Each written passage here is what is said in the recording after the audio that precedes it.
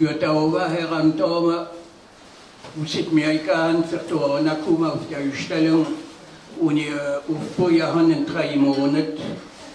Und das sind auch viele, die heute meine Klienten gesehen, wo ich Bukinis gesehen bin, im Eco-Museum nach 25 Jahren. Und sagt nicht mehr, sind ja alle Leute, die Courage haben und die Offenheit für Fertora Nakuma, für andere Auffassung. Voilà, er sagt nicht jetzt, es sera fait l'apéritif puisqu'on a trinqué, caipirinha brésilienne. Das macht nicht gut, ça va vous rebooster et vous rafraîchir. Et donc je remercie encore une fois de plus à tous les gens qui m'ont fait l'honneur de venir revoir l'ancien petit bouquiniste de l'écomusée. Merci et bonne soirée et amusez-vous bien dans la musique et dégustez des bons apéritifs ou des bons jus de fruits. Muito obrigado. A próxima.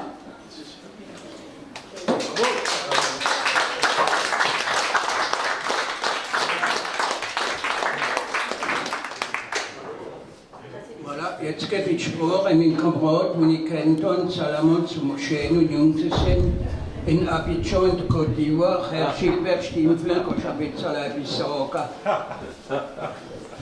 Ouais, c'est vrai. Bonsoir à tous, hein. Bonjour à toutes et à tous.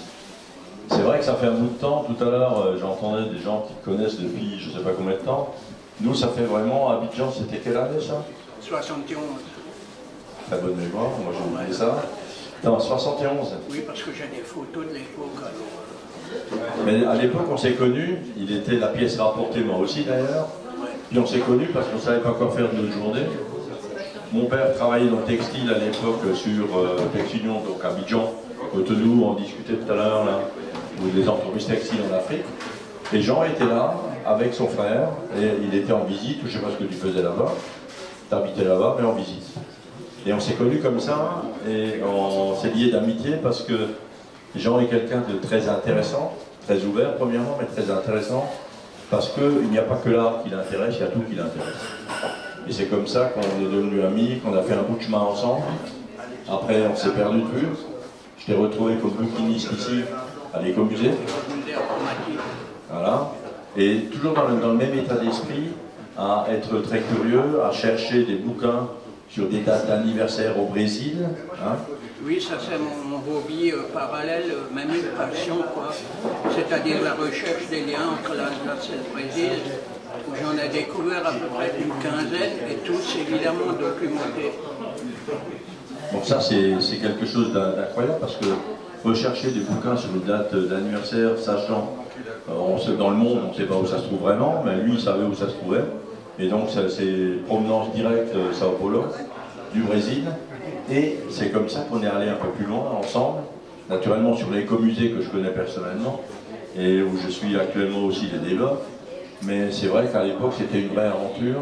Et dans cette aventure, ça nous a permis vraiment, encore une fois, de faire un petit bout de chemin ensemble et d'aller plus loin ensemble. Et jusqu'à ce qu'il t'arrive un jour un accident où on a conversé, on s'est envoyé des mails. Et là, on s'est retrouvés par la suite. C'est pour ça que ça me fait vraiment très plaisir aujourd'hui d'être avec toi, Jean, et de te retrouver ici, en pleine forme, à être venu par la chaleur et tout, comme tu l'as dit tout à l'heure, présenter ton expo et à ne pas lâcher la réponse. Merci beaucoup Jean, et merci pour ce que tu fais pour nous.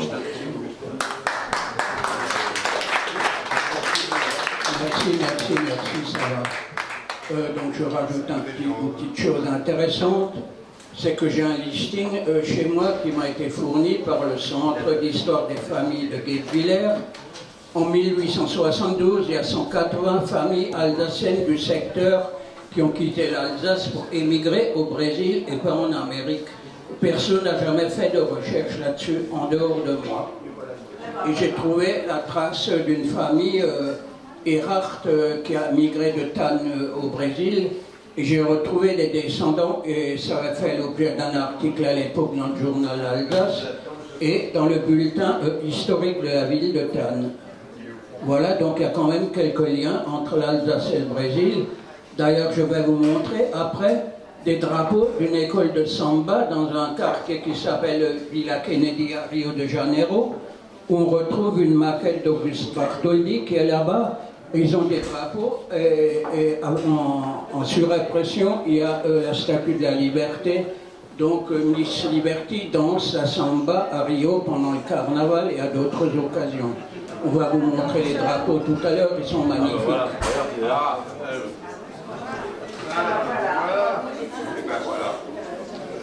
Voilà le petit clin d'œil de l'Alsace au Brésil. Donc je vends quelques drapeaux comme ça qui sont rarissimes, il n'y en a pas en France. Hein. Je les vends à 40 € pour décorer des murs, un bureau ou des locaux, etc., d'associations. Enfin, il faut avoir un peu d'imagination, un peu d'idées. Voilà, donc maintenant je passe la parole à un de mes anciens clients qui est à côté de moi, M. Gérard Stedel, qui représente l'Union internationale des Alsaciens. Voilà, Gérard. Merci Jean. Je ne pas prévu que je prenne la parole, mais comme moi je viens de Strasbourg, mais je connais Jean depuis très longtemps et on est toujours en conversation par mail. Et effectivement, j'étais client, j'étais content quand je l'ai rencontré à l'Écomusée, parce que c'est une mine de savoir. Et avec tous les livres et les revues qu'il avait, j'ai un peu feuilleté, puis effectivement j'ai trouvé plein d'idées à l'international, puisque il collectionne tout. C'est simple. Et notamment le Brésil. Donc je suis content de voir ce drapeau aussi avec l'effigie de Miss Liberté, de Bartholdi, oui, bien sûr. Et puisque nous sommes bien présents aussi à Brasilia, Sao Paulo et à Rio, avec les Alsaciens. Il y a un Alsacien qui dirige une agence de voyage. Voilà, exactement. Et donc tu sais tout, mais on est à plusieurs endroits et donc il y a une passerelle entre l'Alsace et le Brésil, mais il y en a aussi avec beaucoup d'autres pays, puisque nous avons 65 associations dans le monde. Bon, je ne peux pas parler de l'Union internationale, je peux parler de toi. Et c'est aussi notre mémoire, parce que tu me donnes toujours des anecdotes que je publie dans la revue de l'Union. Les dernières, c'était les tuiles de Manaus qui venaient de... Dalkirch. Oui, il y a par exemple le célèbre opéra de Manaus dans la jungle amazonienne, qui est recouvert de tuiles vernissées de couleurs vertes, orange et bleues.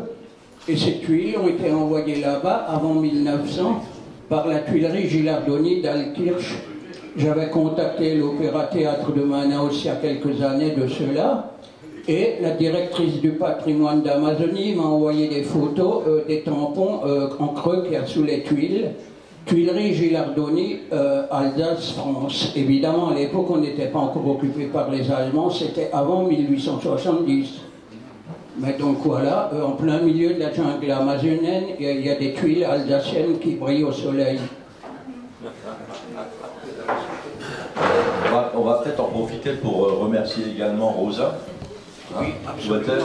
Où est-ce qu'elle est? Oui. Rosa.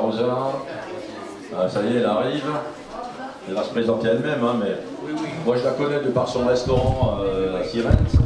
Mais on la connaît tous depuis très longtemps, puis c'est elle qui est là à la manœuvre pour le petit lunch de ce soir. Rosa.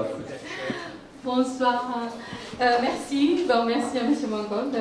C'est un client fidèle, amoureux du Brésil, et je suis très très fière de ça, parce que franchement, voilà, c'est un Alsacien qui adore le Brésil.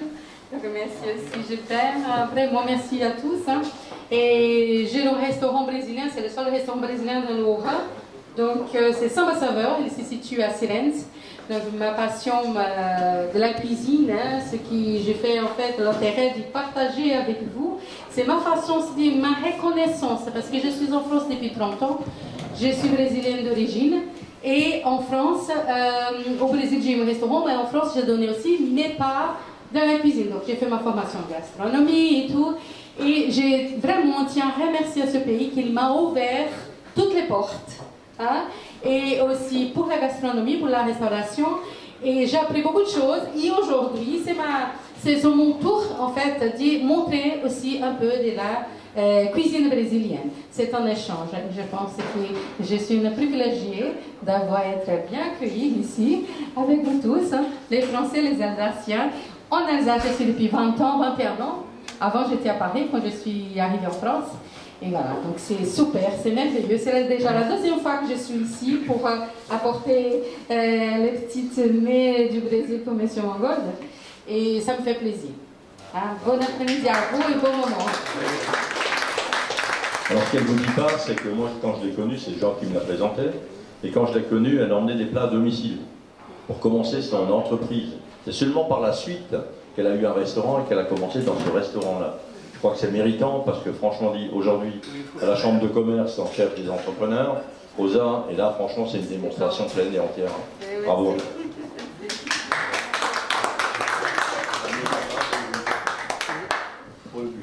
Un petit mot de la fin pour le buffet. Avant de partir donc au Brésil, par exemple, je lisais des livres de l'écrivain le plus célèbre du Brésil qui s'appelle Jorge Amado. Et il y avait un personnage de ces romans qui se nommait João Pinga. Et si je traduis littéralement, ça veut dire Schnaps Chongi. Et à l'époque, j'étais à la plage de Rio comme un gringo inconnu, blanc comme un mur en plâtre. Et les gens qui venaient me proposer des petites boissons, des sandwichs et des petites délicatesses à la plage me taxaient comme un touriste gringo américain.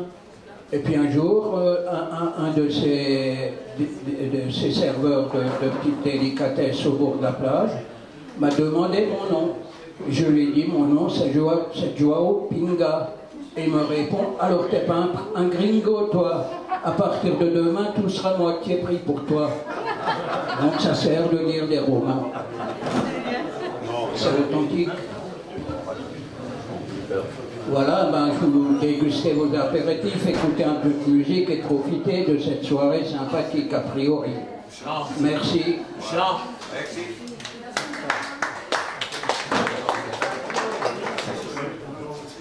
Je passe le micro à M. Antoine Martinken qui représente dans le Haut-Rhin Jeunesse et Sport et qui m'a remis il y a quelques années la médaille du bénévolat pour 25 ans de bénévolat à l'écomusée.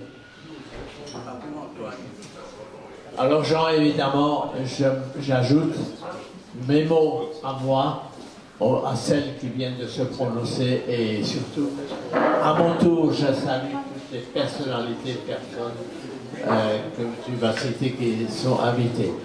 Pour dire, Jean, ce soir, tu es aussi un baptiseur. Je me rappelle tous les problèmes des économies que tu as traversés.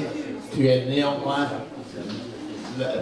la mémoire pensante, mais aussi un baptiseur et tout ce qui a été fait à l'écomusée au niveau exposition, revue et autres, toi tu connaissais par cœur le contenu, eh ben, c'est grâce à toi et je voulais quand même que ça se sache en tant que merci pour l'invitation, cher lauréat de médaille et jeunesse et sport. Voilà. Bonne fin de journée à tout le monde.